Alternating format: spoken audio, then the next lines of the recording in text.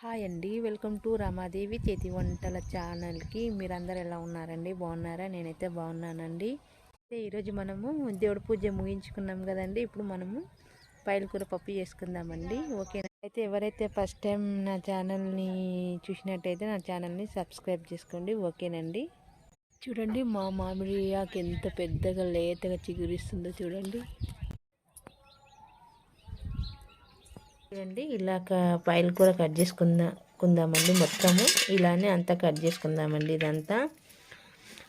అలాగే నేను పూజ రెడీ అయిపోయిందండి. అయిపోయినాక నేను పాయలకూర పప్పు చేస్తున్నానండి. చూడండి ఎలా నచ్చిందా అండి. అమ్మవారికి ప్రతి శుక్రవారం ఇలా పూజ చేసుకుంటానండి నేను. అమ్మవారు అంటే ఎక్కువ ఇష్టం కాబట్టి ఇలా చేసుకుంటానండి నేను. ఎక్కడ చూసినా లక్ష్మీదేవి ఉంటుందండి. లక్ష్మీదేవి, విష్ణు, వెంకటేశ్వర స్వామి, శంకరుడు, అన్ని దేవుళ్ళు. అలాగే నేను ఇప్పుడు కొంచెం ఈ బ్లాక్ టీ పెట్టుకుంటానండి. ఇప్పుడు నేను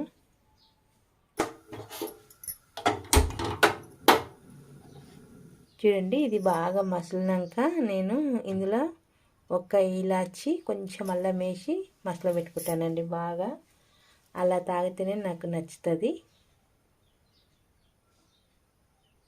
నాకు చాయ్ అలవాటు లేదండి, అందుకే ఇది డికాషన్ అండి. ఇలా మొత్తానికి ఇలా తీసుకున్నానండి నేను పాయలు కూర నీటుగా. ఇప్పుడు దీన్ని మనం చేసే విధానాన్ని చూద్దాం పదండి. ఇక్కడ నా డికాషన్ కూడా మసలిందండి. ముందు ఇది పోసుకొని తాదాము. చాయ్ అలవాటు లేదు కాబట్టి ఇలా డికాషన్ పెట్టుకుంటానండి. అయితే ఇది బాగా మసలినాక ఇది తాగినాక నేను పాయలకూర పప్పు విధానాన్ని చూపిస్తానండి. ఓకేనండి. మనము డికాషన్ టేస్ట్ చేద్దామండి.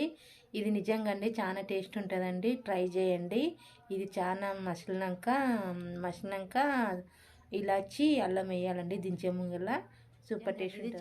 చాలా అంటే నిజంగా చాలా టేస్ట్ ఉంటుందండి. నేను ఎక్కువ శాతం అయితే ఇలానే చేసుకుంటానండి. నాకు ఎప్పుడు తాగాలనిపించినప్పుడల్లా నేనైతే ఇలా చేసుకుంటానండి. నిజంగా అండి ఇది తాగితే చాలా మంచిగా అనిపిస్తుంది. చూడండి ఇది 3 విజిల్స్ వచ్చిందండి.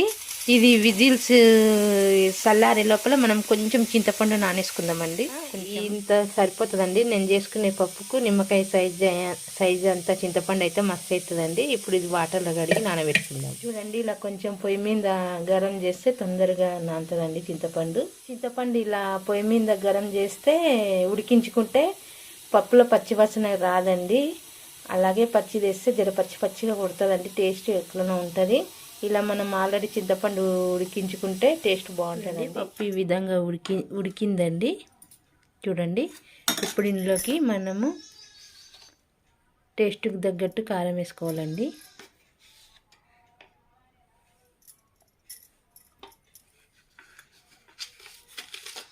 అలాగే ఉప్పు. చూడండి పసుపు వేసుకుందామండి.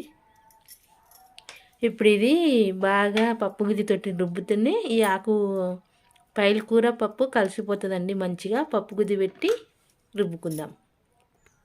చూడండి ఇలా పప్పు గుదితోటి మెదిపినామండి. ఇప్పుడు ఇందులో మనం చింతపండు వాటర్ పోసుకుందాం. చూడండి ఇప్పుడు ఈ చింతపండు వాటర్ పోసుకుందామండి. నేను వేసుకున్న పులుపుకు ఇంత వాటర్ సరిపోతుందండి. ఇప్పుడు ఇది పప్పులో పోసుకుందామండి. చూడండి ఇలా వేసుకున్నాం కదండి. ఇప్పుడు ఇది మసాలాని ఇద్దామండి పప్పుని. చూడండి పప్పుని మసాలా పెట్టుకుందామండి.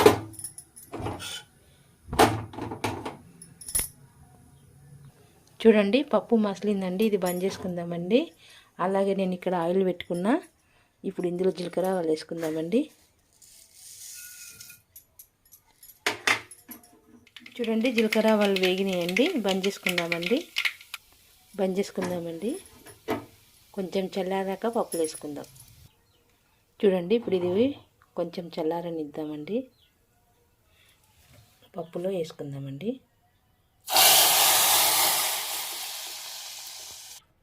చూడండి ఎంతో టేస్టీగా ఉండే పాయలకూర పప్పు రెడీ అయిందండి.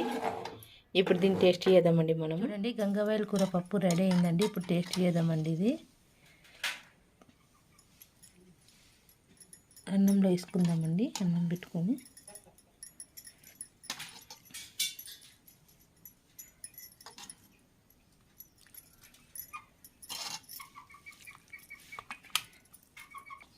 చూడండి, ఇలా అన్నం మొత్తం కలుపుకుందామండి.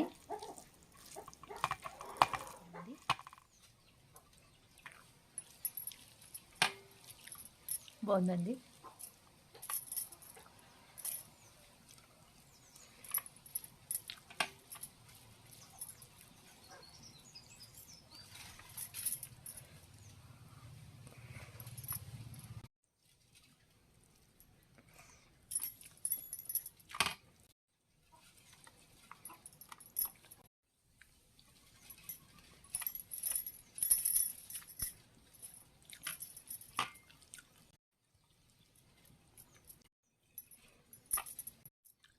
ఏం మాట్లాడలేనండి, తినకమే.